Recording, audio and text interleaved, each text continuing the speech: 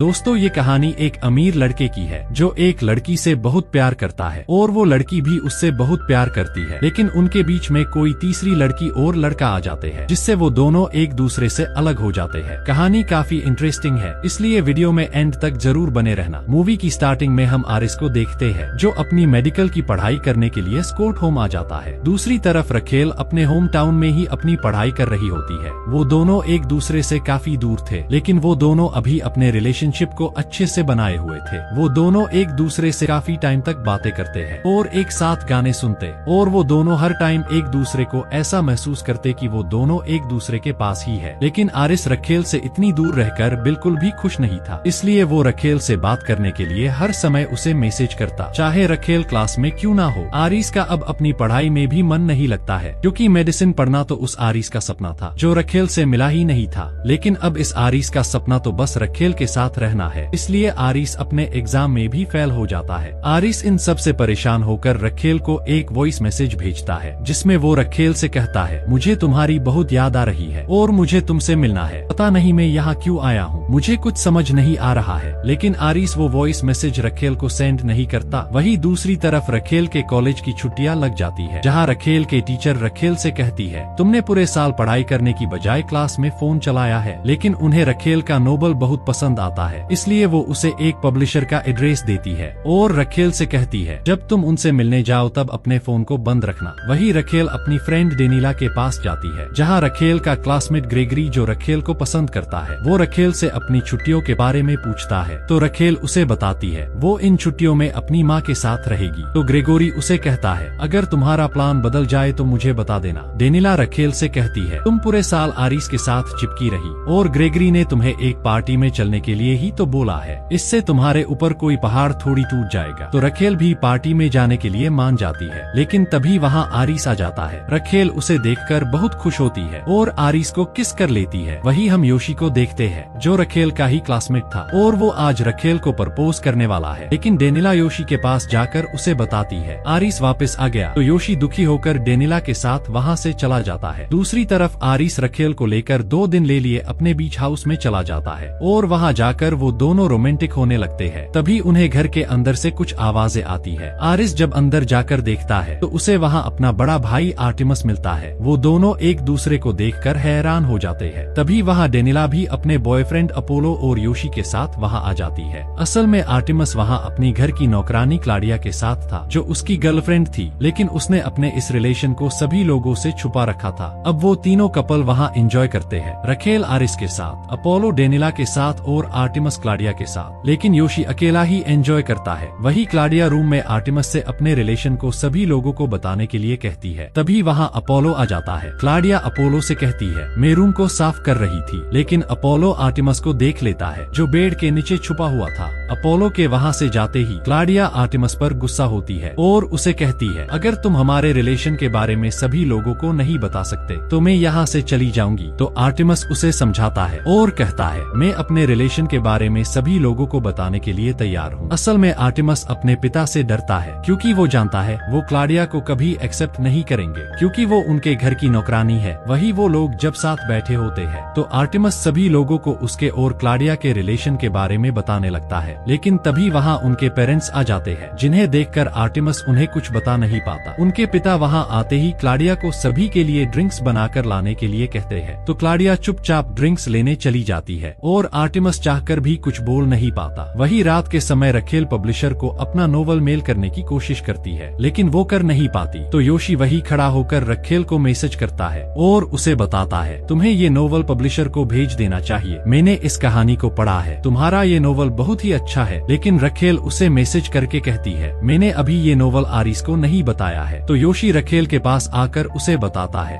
Boyfriend तो आते जाते रहते हैं, लेकिन दोस्त जिंदगी भर साथ देते हैं। अगली सुबह रखेल आरिस के साथ घूमने के लिए जाती है, लेकिन उसे प्यास लगती है, इसलिए वो एक शॉप पर पानी की बोतल लेने के लिए जाती है, जहाँ रखेल को ग्रेगरी मिलता है, क्योंकि वो रेस्टोरेंट उसके पेरेंट्स का था। ग्रेगरी रखेल से कहता है, तुम तो अपनी मोम के साथ रहने वाली थी। तो रखेल उसे बताती है, मैं बस इस हफ्ते के लिए यहाँ आई हूँ। लेकिन तभी आरिस भी वहाँ आ जाता है। असल में आरिस और ग्रेगरी बचपन के फ्रेंड थे। ग्रेगरी आरिस को रखेल से मिलवाता है, क्योंकि ग्रेगरी को उनके के बारे में कुछ पता नहीं था कि रखेल आरिस की ही गर्लफ्रेंड है। रखेल के बाहर जाने के बाद ग्रेगरी आरिस को बताता है कि वो रखेल को पसंद करता है और अब तुम आ गए हो। हर बार जिसे मैं पसंद करता हूँ उसे तुम ले जाते हो। तो आरिस उसे कहता है मैं तुम्हारे और रखेल के बीच में नहीं आऊंगा, तुम उसे गर्लफ्रेंड बना सकते हो। दरअसल आरिस ग्रेगरी के मजे ले रहा था। अगले सीन में वो सभी लोग अपने पेरेंट्स के यार्ड से समुद्र में घूमने के लिए जाते हैं। वहाँ आरिस और रखेल एक चट्टान पर आ जाते हैं और वहाँ आकर इंटीमेट होने लगते हैं और काफी टाइम एक साथ बिताते हैं। तभी वहाँ आरिस के कॉलेज की फ्रेंड वेरा भी आ जाती है जो अपनी माँ के साथ वहाँ आई हुई थी। वेरा रखेल से मिलती है और उससे कहती है आरिस हमेशा तुम्हारी ही बातें करता रहता है। वेरा आरिस को अपनी माँ से मिलवाती है और उन्हें आज का डिनर साथ करने के लिए कहती है, तो वो लोग भी मान जाते हैं। वही रात के समय जब वो सभी लोग साथ में डिनर कर रहे होते हैं तभी योशी सभी को बता देता है रखेल ने एक नोवेल लिखा है जिसे वो पब्लिश करने वाली है। ये बात सुनकर आरिस हैरान हो जाता है और रखेल से कहता है तुमने मुझे इस बारे में क्यों नहीं बताया। तो रखेल बिना जवाब दिए वहाँ से उठकर चली जाती है। वेरा भी रखेल के पास आ जाती है। वेरा रखेल को बताती है मैं अपने पापा की वजह से मेडिसिन की पढ़ाई कर रही हूँ लेकिन वो अब हमारे साथ नहीं रहते। तो रखेल भी वेरा को बताती है मुझे लिखने के लिए मेरे पापा ने मोटिवेट किया लेकिन वो बचपन में ही हमें छोड़कर चले गए। वही वो सभी लोग बीच पर एक पार्टी में जाते हैं जहाँ वेरा और रखेल एक साथ डांस करते हैं। आरिस भी उन्हें दूर खड़ा देख रहा होता है। पार्टी में डेनिला रखेल को वेरा के खिलाफ भड़काती है और वो रखेल से कहती है वेरा और आरिस का अफेयर चल रहा है, लेकिन रखेल उसे कहती है वो दोनों सिर्फ दोस्त है और वेरा एक अच्छी लड़की है। वही जब वो लोग घर जाते हैं तो आरिस रखेल से पूछता है तुम और वेरा क्या बातें कर रही थी। तो रखेल उसे कहती है कुछ खास नहीं। तभी डेनिला रखेल के फोन पर वेरा की एक फोटो भेजती है जिसमें वेरा ने आरिस का शर्ट पहन रखा था, जिसे देखकर रखेल परेशान हो जाती है और अपने आप को समझाने की कोशिश करती है कि वो दोनों सिर्फ दोस्त है, लेकिन वो इस बारे में आरिस से कुछ बात नहीं करती। अगली सुबह वो लोग फिर से समुद्र में घूमने के लिए जाते हैं। वहाँ आरिस ने वही शर्ट पहन रखी थी और वो वेरा के साथ बैठता है। रखेल भी योशी के साथ होती है। किनारे पर आने पर रखेल को ग्रेगरी अपनी बहन आना के साथ मिल जाता है। आना योशी को किस कर लेती है क्योंकि वो उसे लाइक करती थी। वही ग्रेगरी को भी पता चलता है रखेल आरिस की गर्लफ्रेंड है, जिससे वो उदास हो जाता है क्योंकि वो भी रखेल को पसंद करता था। रखेल आरिस को अपने साथ स्विमिंग करने के लिए कहता है लेकिन आरिस उसे कहता है मेरा मन नहीं है, तुम अकेले ही चली जाओ। तो रखेल अकेले ही तैरने के लिए चली जाती है लेकिन वो देखती है आरिस वेरा से बातें कर रहा है। तभी ग्रेगरी रखेल के पास आ जाता है और उसे बताता है आरिस ने मेरी एक गर्लफ्रेंड को 15 दिन तक डेट किया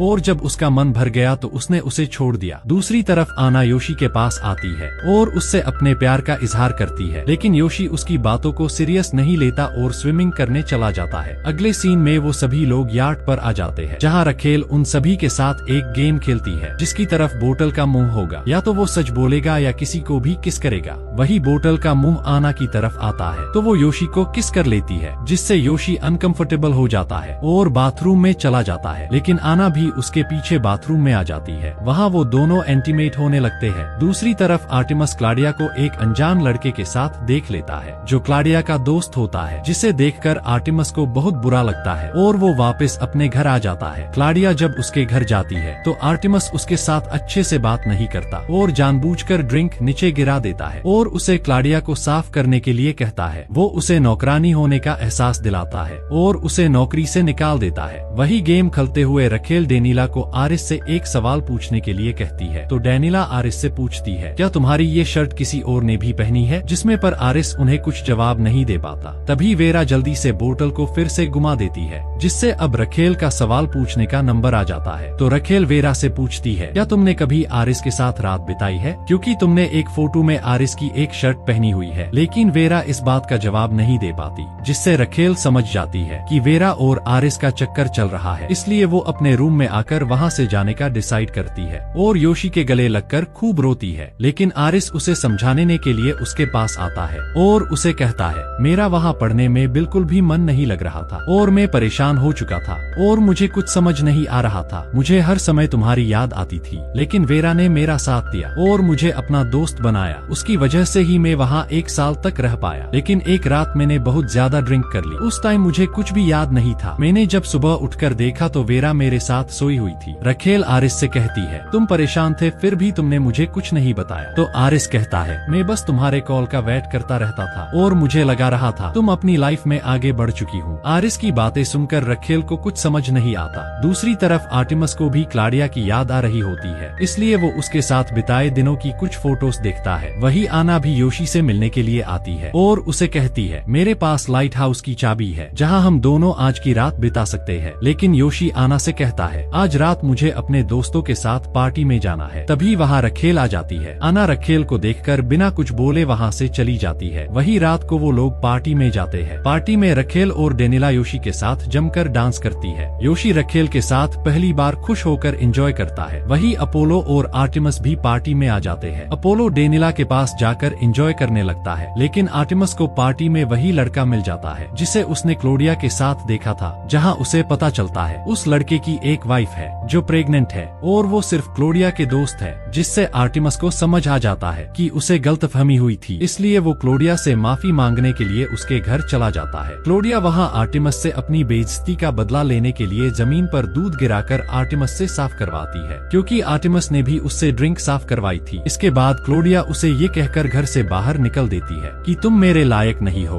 वही अपोलो और डेनिला भी एक और लड़के के साथ में एंजॉय कर रहे होते हैं। दूसरी तरफ आरिस के पास घर पर वेरा आती है और वो आरिस को बताती है कि उस रात को हमारे बीच कुछ भी नहीं हुआ था। ये सुनकर आरिस को समझ आ जाता है कि रखेल को गलतफहमी हुई है। वही पार्टी में रखेल योशी को छोड़कर ग्रेगरी के साथ चली जाती है, जिससे योशी अकेला ही रह जाता है। इसलिए वो लाइट हाउस में आना के पास जाने के लिए सोचता है और उसे समझ आ चुका था कि उसे रखेल से नहीं बल्कि आना से प्यार करना चाहिए। इसलिए वो एक लड़के की बाइक उठाकर लाइट हाउस की तरफ निकल जाता है। दूसरी तरफ वेरा आरिस के करीब आने लगती है और ग्रेगरी भी रखेल के काफी करीब आ जाता है, लेकिन रखेल ग्रेगरी को किस करने मना कर देती है और उधर आरिस भी वेरा को मना कर देता है। वही कुछ लड़के योशी को पकड़ने के लिए उसका पीछा कर रहे होते हैं। इसलिए योशी अपनी बाइक को बहुत तेज भगाता है, जिसकी वजह से योशी का एक्सीडेंट हो जाता है और वो बाइक के साथ पहाड़ी से नीचे गिर जाता है। आरिस भी अपने बीच हाउस से किसी को पहाड़ी से नीचे गिरता हुआ देखता है, इसलिए वो उसे बचाने के लिए उसके पास जाता है। आरिस जब वहाँ योशी को देखता है तो काफी परेशान हो जाता है। आरिस योशी को बचाने की पूरी कोशिश करता है। सभी लोग भी पहाड़ी के ऊपर आ जाते हैं, लेकिन रखेल जब वहाँ पहुँचती है तब तक योशी की मौत हो चुकी थी। वही अगले दिन योशी को अंतिम विदाई दी जाती है। योशी की मौत से रखेल और डेनिला बहुत दुखी थी। रखेल अपने आप को संभाल नहीं पाती, इसलिए आरिस उसे बाहर ले आता है, जहाँ रखेल आरिस पर गुस्सा होकर उसे कहती है, तुम्हारे डॉक्टर बनने का क्या फायदा जब तुम योशी की जान ही नहीं बचा सके। आरिस भी दुखी होकर रखेल से कहता है, शायद मैं पूरे साल फोन से चिपका नहीं होता तो मैं योशी को बचा पाता। रखेल आरिस से कहती है, तुम्हारे कहने का मतलब योशी मेरी वजह से मरा है। तो आरिस रखेल से कहता है, अगर तुम योशी को अकेला छोड़कर ग्रेगरी के साथ मजे करने नहीं जाती तो शायद आज योशी जिंदा होता। ये सुनकर रखेल वहाँ से चली जाती है और अंदर आकर योशी के लिए आखिरी स्पीच देती है, जहाँ वो बताती है, योशी तुम मेरे बहुत अच्छे दोस्त थे और तुमने कहा था बॉयफ्रेंड तो आते जाते रहते हैं, दोस्त हमेशा साथ रहते हैं, फिर तुम मुझे छोड़कर क्यों गए। रखेल आरिस की तरफ देखकर कहती है, मैंने कुछ गलत लोगों से रिश्ता बना लिया था, इसलिए मैं तुम्हें टाइम नहीं दे पाई। इस बात का हमेशा मुझे दुख रहेगा। आरिस ये सुनकर वहाँ से चला जाता है। वही योशी की बॉडी को जलाने के बाद सभी लोग वहाँ से चले जाते हैं, लेकिन वहाँ रखेल और आना रह जाती है। रखेल आना को वहाँ से चलने के लिए कहती है, लेकिन आना रखेल को नफरत भरी नजर से देखती है, क्योंकि वो योशी की मौत का जिम्मेदार रखेल को ही मानती है। तो रखेल अकेले ही वहाँ से चली जाती है। वही आरिस अब अपनी पढ़ाई पूरी करने के लिए वापस कोठोम आ जाता है और सबसे पहली अपने बैग से वो शर्ट बाहर निकाल कर फेंकता है, जिसकी वजह से ये सब हुआ था। दूसरी तरफ रखेल को भी एक मेल आता है। रखेल जब उस मेल को खोलकर देखता है तो उसे पता चलता है वो मेल पब्लिशर की तरफ से था, क्योंकि उन्हें रखेल का नोवेल पसंद आ चुका था और वो उसे पब्लिश करना चाहते हैं। दरअसल ये नोवेल योशी ने रखेल को बिना बताए पब्लिशर को भेज दिया था और उसने खुद को रखेल का असिस्टेंट बताया था। ये देखकर रखेल और डेनिला इमोशनल हो जाती है, क्योंकि योशी ने रखेल के साथ सच्ची दोस्ती निभाई थी। वही रखेल की मोम रूम में आकर उसे बताती है, तुमसे ग्रेगरी मिलने आया है, लेकिन रखेल उससे मिलने से मना कर देती है और अपने रूम की खिड़की बंद कर देती है। और इसी सस्पेंस के साथ इस मूवी की एंडिंग हो जाती है। मिलते हैं दोस्तों नेक्स्ट किसी बेहतरीन मूवी के साथ। तब तक आप वीडियो को लाइक और चैनल को सब्सक्राइब कर लीजिए। Thanks for watching.